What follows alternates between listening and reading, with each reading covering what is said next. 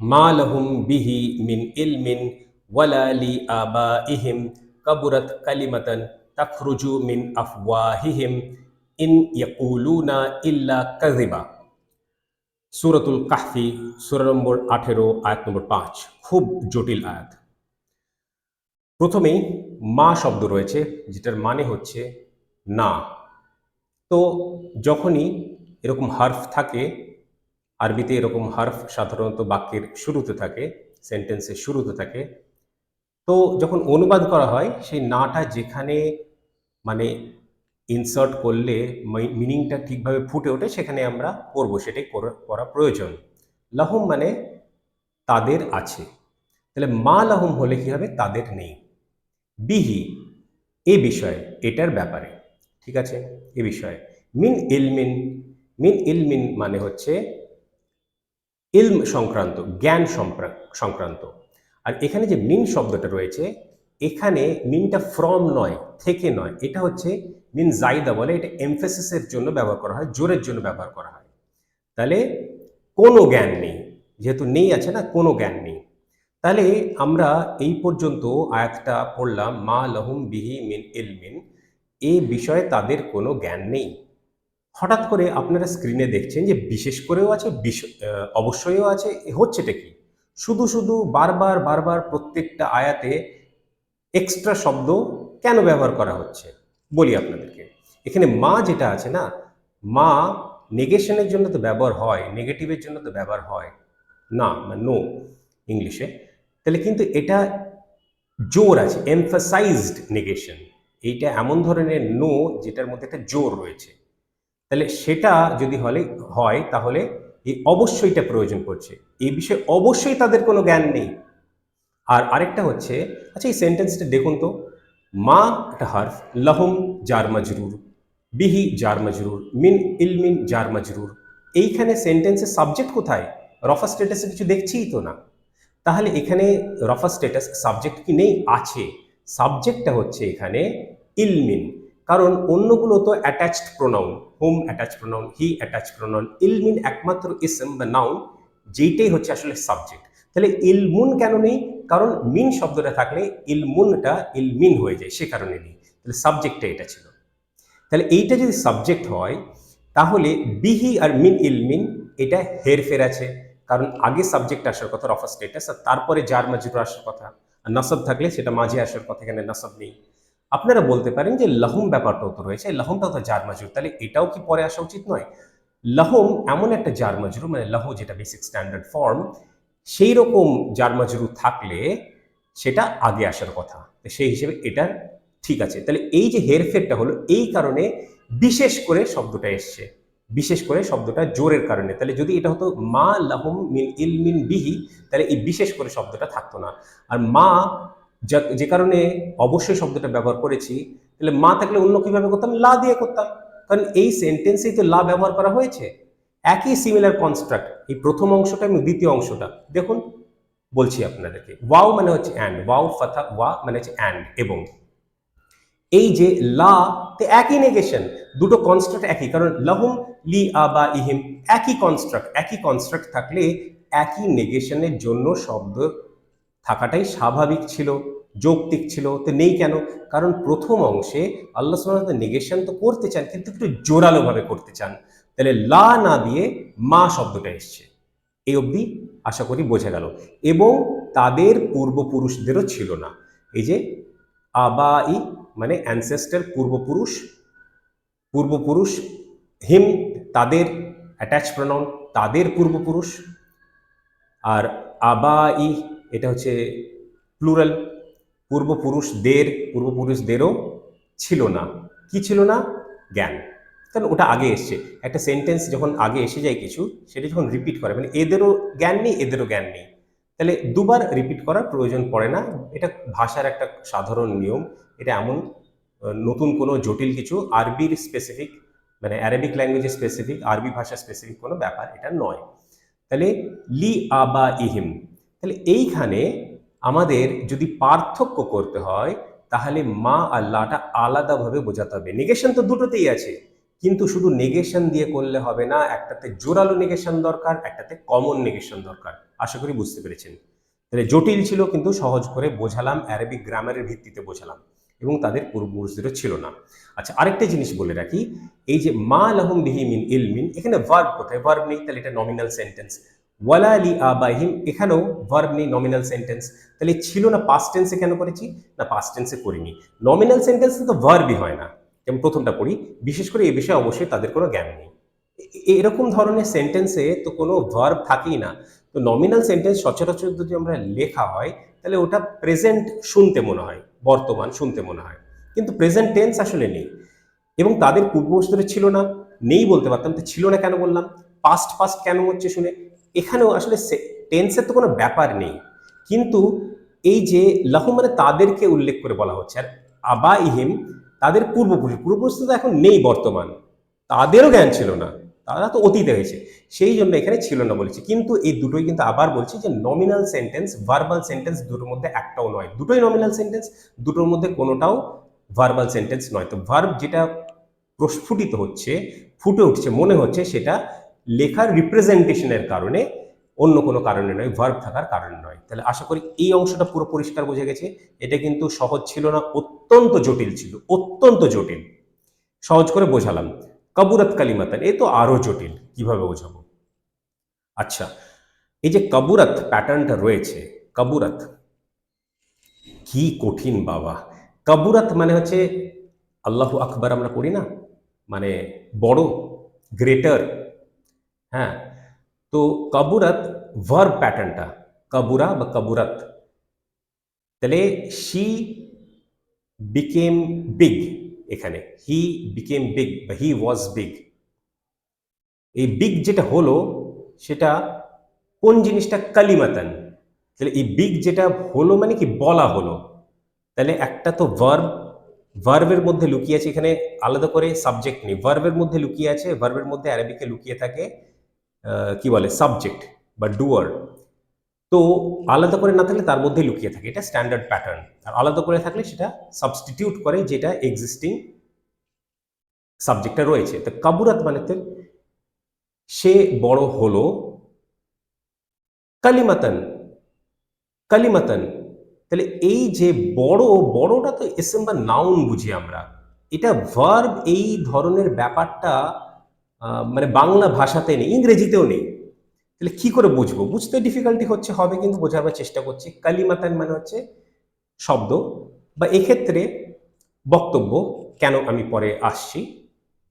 তাহলে সে বড় হলো এবং বলল একটা শব্দ, এটা কোনো মাথা মুন্ডু হচ্ছে না, কিন্তু এটা আমি সহজ করে বোঝাবো। কাবুরাত কালিমাতানটা আসলে ভেঙে ভেঙে শব্দ দ্বারা, শব্দের পর শব্দ অনুবাদ করলে হবে না, এটাকে বলে এক্সপ্রেশন, এক্সপ্রেশন বলে। তো এক্সপ্রেশন বলতে কি, বাংলায় কি বলে আমারও জানা ছিল না, আমি একটু দেখলাম অভিধানে, ডিকশনারিতে, যে কি বলে আসলে এক্সপ্রেশনকে। এক্সপ্রেশন আমরা বাংলাতেও এখন সচরাচর বুঝে থাকি, এক্সপ্রেশন অভিব্যক্তি বলে, অভিব্যক্তি বলে, বা ভাবও বলতে পারি ছোট করে, কিন্তু আবিধানিক অর্থ হচ্ছে অভিব্যক্তি। তো এই এক্সপ্রেশনটাকে এক্সপ্রেশনের মতো বুঝতে হবে। কি জঘন্য শব্দ! বড় শব্দ কোন সেন্সে? ভালো সেন্সে না খারাপ সেন্সে? তাহলে কি জঘন্য শব্দ! কিন্তু যে আগেই বললাম, শব্দ তো ঠিক নয়, এখানে ভাবটা যেটা, সেটা হচ্ছে বক্তব্য। কি জঘন্য বক্তব্য! কিন্তু শব্দ কেন ব্যবহার করেছে তার কারণ আছে, এমনি এমনি করেননি আল্লাহ সুবহানাহু ওয়া তাআলা। শব্দ বলতে চান না অথচ শব্দ ব্যবহার করেছেন, এরকম নয়, ওর মধ্যে একটা জটিলতা আছে, আমি বোঝাবো একটু পরে। এই জিনিসটা, এক্সপ্রেশনটা যখন এক্সপ্রেশন হিসেবে বুঝলাম আর বোঝাতে চেষ্টা করলাম, কাবুরাত একটা নাউন, বড়, বড় কিন্তু এখানে ভার্ব ফর্মে আছে, সে বড় হয়ে গেছিল, সে বড় হয়ে গেছে, হ্যাঁ, পাস্ট টেন্সে, সেটা আবার তার কোনো সাবজেক্ট নেই। কালিমাতানটা সেটার সাবজেক্টটা নয়, সেটার অবজেক্ট, ডিটেল। কালিমাতান, কারণ নসব স্টেটাস আছে, কালিমাতুন নেই, ঠিক আছে। তাহলে কথাটা বড় হয়ে গেছিল বললাম না, সে বড় হয়ে গেছিল এবং তার প্রতিফলন হলো একটা শব্দ দ্বারা, এরকম ভাবে অনুবাদ করতে হয়। কিন্তু এত কিছু অনুবাদ করার দরকারই নেই, আমরা এই এক্সপ্রেশনটাকে আরবি ভাষায়, এক্সপ্রেশনটার মিনিং যেটা দাঁড়ায়, অভিব্যক্তির মিনিং যেটা দাঁড়ায়, সেভাবেই অনুবাদ করব। কি জঘন্য শব্দ বা কি জঘন্য বক্তব্য! তাখরুজু, বার হয়, এই যে লেখা আছে না, বের হয়, তাখরুজু, খুরুজ মানে বেরিয়ে যাওয়া। তো দাজ্জালের খুরুজ আর দাজ্জালের জুহুর দুটো আলাদা জিনিস, বারবার আমি এগুলো বলে থাকি। এখানে অবশ্য দাজ্জালের সঙ্গে কোনো রিলেশন নেই। দাজ্জালের খুরুজ হয়ে গেছে, সে বেরিয়ে পড়েছে, সে দাজ্জালের দ্বীপ থেকে মুক্ত হয়ে গেছে, বেরিয়ে পড়েছে, কিন্তু জুহুর হয়নি, সে তার আবির্ভাব হয়নি। ঠিক আছে, তো যাই হোক, এখানে খুরুজ, সে খুরুজ হয়ে গেছে, সেটা এখানে ফেমিনিন। কেন? কারণ কালিমা শব্দটা ফেমিনিন, তো সেটা রেফারেন্স করছে, বের হয় সেই জঘন্য শব্দ। কি জঘন্য শব্দ? ওই শব্দটা, কালিমা শব্দটা, যার অর্থটাও শব্দ, এই শব্দটা হচ্ছে ফেমিনিন, সেই জন্য ফেমিনিন ভার্ব ফর্ম ইউজ করা হয়েছে তাখরুজু মিন আফওয়াহিম। এই মিনটা হচ্ছে ফ্রম, মানে থেকে বা হতে, আফওয়াহ মানে হচ্ছে, আফওয়াহি মানে হচ্ছে মুখ, মাউথ, মাউথস প্লুরালে আছে, আফওয়াহি হিম, তাদের, হিম হচ্ছে অ্যাটাচ প্রনাউন, তাদের মুখ হতে বা তাদের মুখ থেকে। কি জঘন্য শব্দ বের হয় তাদের মুখ হতে, এই ব্যাপারটা। তাহলে এক্সপ্রেশনের পরে সেভাবে যদি আমরা কথাটা তুলে ধরি, তাহলে একদম খুব সুন্দরভাবে ফুটে উঠছে। আর এই এক্সপ্রেশনটা আরবিতে এভাবেই বোঝা হয়।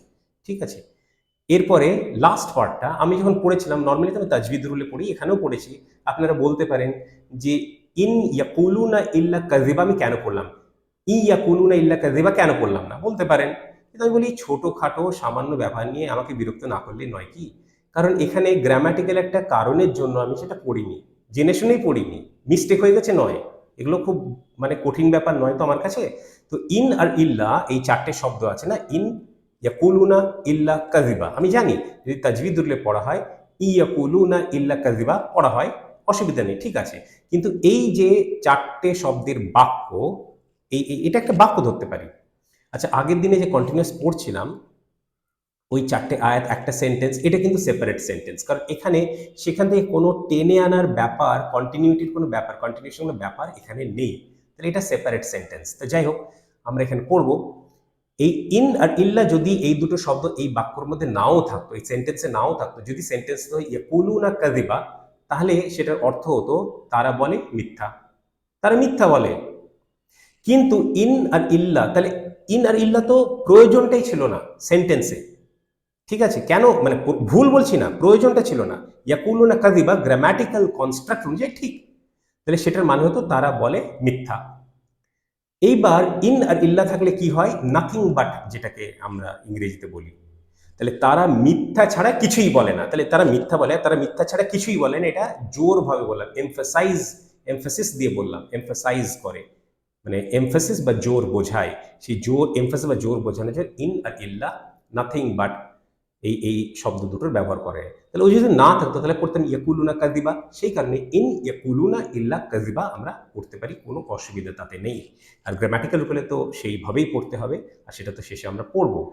তাহলে এই যে পুরো ব্যাপারটা হলো, জটিল ছিল। প্রথমে যত অনুবাদ রয়েছে মা আল্লাহ একই অনুবাদ করেছে, প্রথমেই হোঁচট খেয়েছে, ভুল করেছে। তাহলে লা লাহুম বিহি মিন ইলমিন ওয়ালা লি আবাইহিম, গ্রামাটিক্যালি কারেক্ট সেন্টেন্স। যদি এইটাই মিনিং আল্লাহ সুবহানাহু ওয়া তাআলা বোঝাতে চাইতেন, তাহলে ওই লা শব্দটাই ব্যবহার করা হতো, যেটা কমন, কিন্তু মা ব্যবহার করলো জোর দেওয়ার জন্য।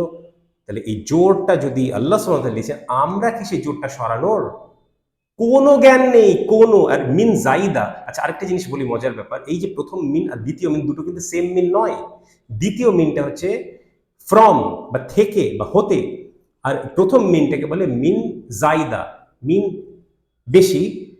কেন ব্যবহার করা হয়? এমফাসিসের জন্য। আর এটা ইলমিনটা দেখছেন, ওটাই হচ্ছে সাবজেক্ট, ইলমুন ছিল আসলে। তাহলে এই যে সুন্দরভাবে গ্রামাটিক্যাল যে রুলসগুলো মেনটেন করে, যে সুন্দরভাবে, মানে কথাটা তো একটা ভালো কথা, কিন্তু সেটা আরো ফুটিয়ে তুলতে যে কিভাবে উপস্থাপন আল্লাহ সুবহানাহু ওয়া তাআলা করেছে না, এটা একটা আশ্চর্যজনক ব্যাপার, অসম্ভব ব্যাপার, ইম্পসিবল ব্যাপার, হিউম্যান কনস্ট্রাক্ট হতে পারে না। তাহলে এই আমরা আরবিটা বুঝলাম, মিনের ব্যাপারটা বুঝলাম, অনেক কিছু বুঝলাম, কবরত কালিমাতান একটা এক্সপ্রেশন বুঝলাম, তাখরুজু সেটাকেই রেফারেন্স করছে, সেখানে ফেমিনিন প্রোনাউন, ফেমিনিন ভার্ব, সেটাও বুঝলাম, অনেক কিছু বুঝলাম আমরা, গ্রামাটিক্যাল কনস্ট্রাক্ট বুঝলাম, আরবিটা বুঝলাম, বাংলা অনুবাদটা বুঝলাম। বাংলা অনুবাদ একবার পড়ে দেখি, তারপর মেসেজের দিকে আসবো, কারণ সেখানে একটা গুরুত্বপূর্ণ মেসেজ আছে। বিশেষ করে এই বিষয়ে অবশ্যই তাদের কোনো জ্ঞান নেই, এবং তাদের পূর্বপুরুষদেরও ছিল না। কি জঘন্য বক্তব্য বের হয় তাদের মুখ হতে, তারা মিথ্যা ছাড়া কিছুই বলে না। এইটা আসলে আগের আয়াতে যেটা ছিল, 4 নম্বর, সেখানে যে তারা ঈসা আলাইহিস সালাম তো বলা নেই, মানে তারা বলে আল্লাহ পুত্র সন্তান গ্রহণ করেছেন, মানে কি খারাপ কথা তারা বলে, তাই না? তো সেটার দিকে রেফারেন্স করে বলছে যে বিশেষ করে এ বিষয়ে অবশ্যই তাদের কোনো জ্ঞান নেই এবং তাদের পূর্বপুরুষদের ছিল না। কি জঘন্য শব্দ ও বক্তব্য বের হয় তাদের মুখ হতে, তারা মিথ্যা ছাড়া কিছুই বলে না।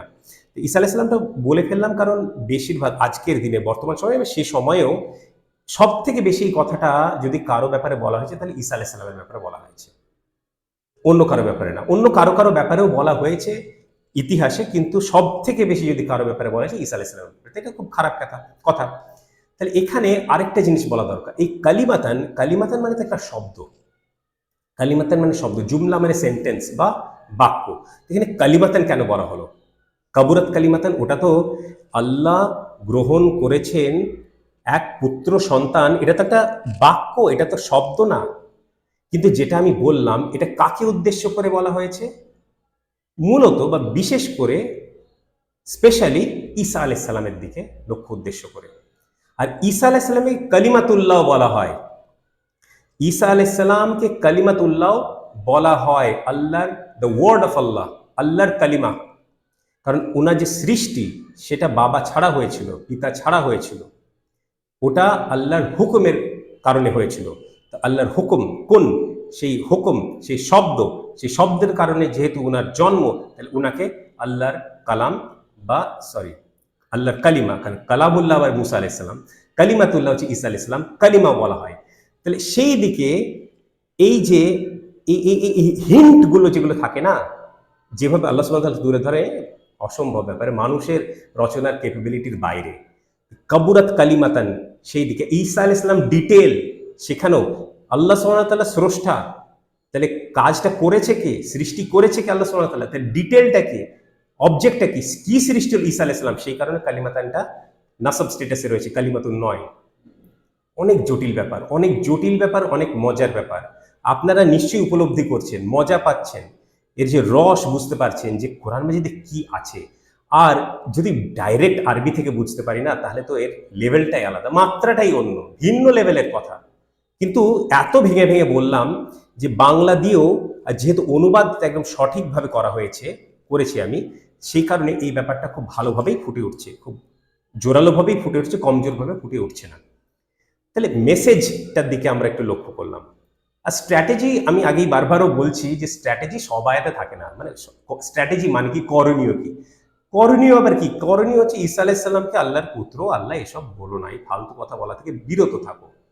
যেটা ঠিক, উনি আল্লাহর নবী, আল্লাহর রসুল, উনি আল্লাহর আব, উনি আল্লাহর বান্দা, আল্লাহর দাস, এই সব কিছু, আল্লাহর খলিফাও বলো, কিন্তু আল্লাহর পুত্র বলো না। আল্লাহ তো বলোই না, ঠিক আছে? তো এই যে এই ব্যাপারগুলো ছিল মেসেজ, স্ট্র্যাটেজি আবার মানে এরকমভাবে খুব একটা নেই, হালকাভাবে আমি একটু তুলে ধরবার চেষ্টা করলাম যে এই কাজগুলো করো না। করণীয় কি বা কি নয়, যেটা করণীয় সেটা না করলে পাপ, আর যেটা করণীয় নয় সেটা করলে পাপ। তো এই করণীয় বা স্ট্র্যাটেজির ব্যাপারটা আমরা বুঝলাম বা বুঝবার চেষ্টা করলাম, ঠিক আছে? তো এই অবধি থাক।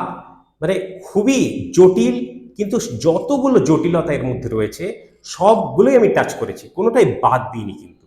তাহলে আমরা প্রত্যেকবারের মতো প্রত্যেক আয়াতে যেরকম করে আমরা এই যে আরবি, মূল আরবিটা পড়ি আর তারপরে বাংলা অনুবাদটা আবার পড়ি, যেটা আরবিরই প্রতিফলন, সেটা একবার পড়ব। মা লাহুম বিহি মিন ইলমিন ওয়ালা লি আবাইহিম কাবুরাত কালিমাতান তাখরুজু মিন আফওয়াহিহিম ইন ইয়াকুলুনা ইল্লা কাযিবা। বিশেষ করে এ বিষয়ে অবশ্যই তাদের কোনো জ্ঞান নেই এবং তাদের পূর্বপুরুষদেরও ছিল না। কি জঘন্য বক্তব্য বের হয় তাদের মুখ হতে, তারা মিথ্যা ছাড়া কিছুই বলে না। তাহলে যখন ফাইনালি আমি পড়লাম, ওই শব্দটা বলে বক্তব্য, যেটা ইন্টেন্ডেড মিনিং সেটা ডাইরেক্টলি বললাম, যদিও ডাইরেক্টলি বলতে গেলে, আক্ষরিক অর্থে বলতে গেলে শব্দ বলতে হয়, কিন্তু ওই ব্যাপারটা পুরো বুঝিয়েছি আমি। সুতরাং কন্টিনিউয়েশন ফ্রি ফ্লোর জন্য আমি ডাইরেক্ট বক্তব্য বললাম। এখানে বলতেও পারতাম কি জঘন্য শব্দ বা বক্তব্য। তো এই মাল্টিপল যত বেশি শব্দ থাকবে না, তাহলে তত বেশি ব্যাপারটা ডাইলিউটেড হয়ে যায়, মানে খুব জোরটা কমে যায়। সেই কারণেই এইভাবে আমি পড়লাম। আর মিনিংগুলো তো আপনারা শুনলেন, এর গভীর অর্থগুলো শুনলেন, বুঝলেন। তাহলে আমরা আয়াত আরবি, তারপরে অনুবাদ বাংলা, তারপরে মেসেজ স্ট্র্যাটেজি সবগুলো নিয়ে সংক্ষিপ্ত একটা আলোচনা করলাম। আমরা এগিয়ে যাব পরবর্তী আয়াতগুলোতে, মানে পরে পরে আলাদা আলাদা সেশনে প্রত্যেকটা আয়াত আমরা এটা নিয়ে অ্যানালিসিস নিয়ে এগিয়ে যাব ইনশাআল্লাহ।